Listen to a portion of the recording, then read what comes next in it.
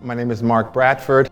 I'm an artist working in Los Angeles, and I also am a founding member of Art and Practice, which is a foundation that is in South Los Angeles. The early part of my life was in South LA, and my mother owned a hair salon. Growing up, all I knew was strong Black merchants that took care of their businesses, took care of their families, that shared resources, that through every up and down, we're still working. I remember 1992. I remember calling all the merchants around us and making sure that everybody was okay and what businesses were going to open. And it's the first thing I always think about when there's civil unrest is, oh, the merchants. Oh, I wonder how they're going to do. I wonder if they're going to. My mind goes immediately to that because I remember 92 and I remember, like, what are we going to do? We need our business. And they're telling us to close down. And you were stuck in that moment.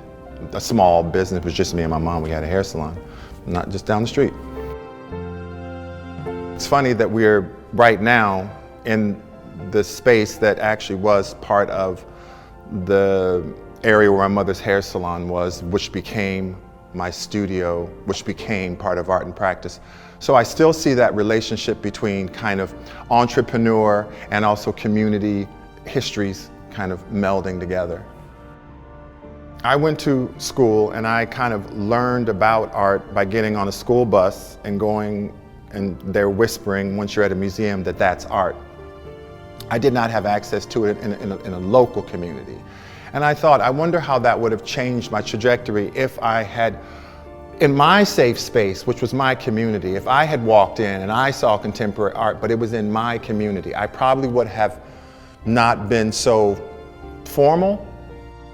So when I started to think about having a nonprofit and giving sort of people access to some of the things that I thought were interesting, I started to look at where were the museums and who was having access to that.